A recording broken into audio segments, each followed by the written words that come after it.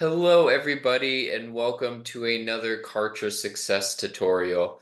In this we'll be going through the first part of a new series, Page Editing Essentials. And today we're just going to be looking at the layers of editing within the Kartra Page Editor. And there's more to this than you might think. So let's start out with just the components.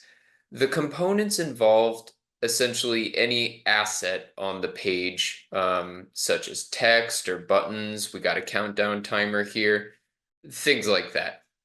So for components, for you to edit them, there's two main ways. For text, you can either hover over existing sample text, click the T here, and then you have access to editing the text here. You can see the familiar toolbar pop up here, or you could simply double click into the text and it will give you the same. For the rest of the components, you're going to start out by simply hovering over them and clicking the pencil. And from there, that should give you a sidebar with more options. And of course, the options will vary depending on what the component is. But for the rest of the components, you start by hover and pencil, and then you get more options from there. Probably the most essential pieces you'll see in editing these components would be either link, where you can see there's a number of options of different things you can link to, or image selection, and we'll get to that a little later. The next layer of editing you'll need to be aware of is editing the columns. And in order to do that, we're going to turn on this little switch here. Edit columns on. And as you can see here, now you can see different columns, and within it, you can see the row that can be edited as well. So this larger box covering both the columns is the row, and you can see the editing bubbles in the upper right of the box. And then for the individual columns, you can see there's options on the upper left here when you're hovering within it. Usually editing an individual column would involve just simply updating the spacing or padding of the column. But if you want to add more columns or change the length of the column altogether, you can see there are these black bars here, and on the ends of them, arrows that you can click and drag. And if you ever want to add more columns, there are plus signs in between where you can change the length and continue to add to the components. For editing the row, probably some of the most useful stuff will be either moving all of your components within the row all together, or even cloning the row like so. And this way, if you're looking to add new content but try to have a similar formatting, this might be a bit of a shortcut for you. And whether it be rows or components or columns, in order to move any of this, you want to look for the arrow icon here and then just click and drag. And if you ever want a completely new column, you'll go to Components,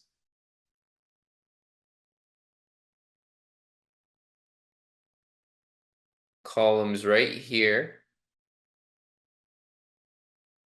Select the column format you'd like, and then just click and drag into the page. And then taking things a step farther, you have the editing layer of sections. With this current version of Kartra, you can see that the section is contained between these two add section parts here. So once again, a section takes the editing container a step farther than a row would. And you can see that multiple rows can be contained within a section, like so. And in order to edit a section, you'll be going to the gear icon right here. Once again, you can see you have those similar options of cloning a whole section or moving the section. But what you'll probably be most likely using it for is to update the background. And for that, on this same bar here, you're going to go ahead and click the pencil. And then you can either adjust the background color here in this box here, just click it. You can drag to a specific color, or if you have a certain RGB code, you can paste it in here.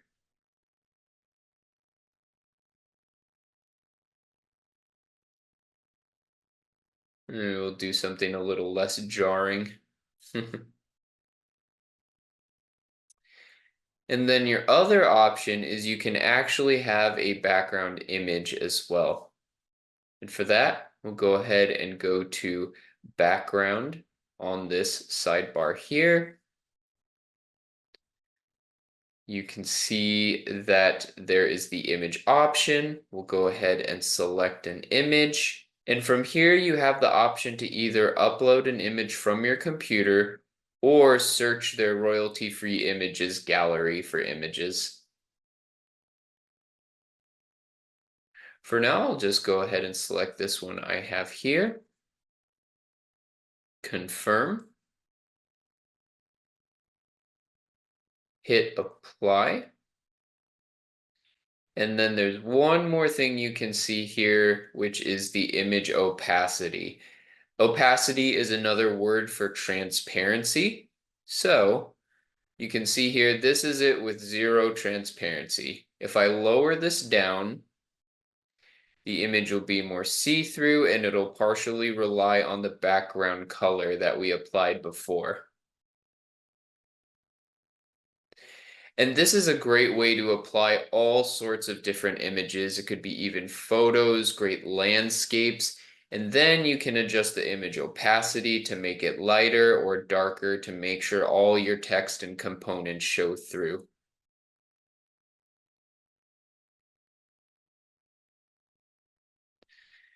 When we're finished, we'll click apply. You could try to have a video as the background, but honestly, we would not recommend this. If for any web page, this would probably make loading the page a nightmare. And you can see here, there are a couple more options on the section sidebar that are unique to sections. First, we have the delay option, where this is usually good for pages that have video and offerings in the video. If you want the people to view the video before they see the offering, you can delay this section's visibility until they get through the part where you do the sales or the opt-in offer or something like that. Next, we have the hide option. Which is essential for editing your page's individual views between desktop, tablet, and mobile. By default, any section is going to be visible on all three, and all of them will be edited together. However, as you go through editing your pages, you will see with time that more and more adjustments should be made between each section. Of course, it depends on what you're doing page to page, but generally you should look to edit these individually. You could see here just by viewing the sections.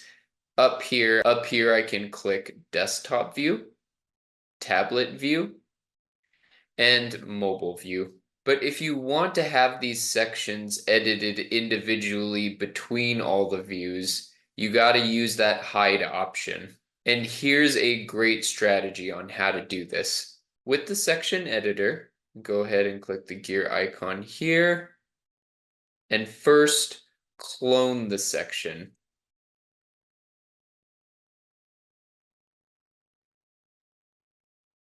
From there, edit it again.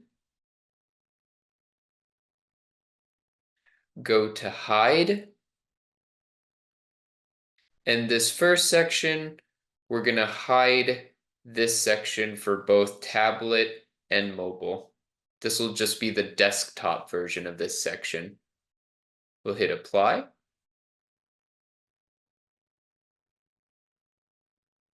And then in the next section, And then in the cloned section below, we'll hit the gear icon again, hit edit, do hide again, and then I'll just hide this from the desktop. So this will be the mobile and tablet view. And you can absolutely clone it one more time and have one view for each. Just remember that you'll have to individually edit each view as well. So this will give you not only the visual of one section per view, but it will also let you edit each section without affecting the other. In other words, I can now edit this section in tablet view and it won't change this section in desktop view.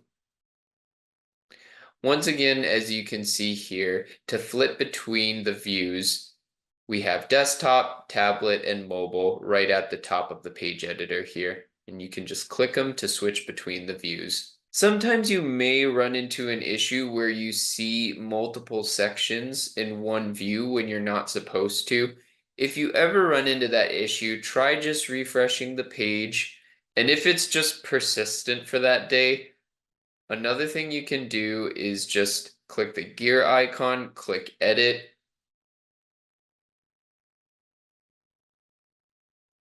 and then click hide, and you can double check which section this is in accordance to the views. So that about wraps it up for this video.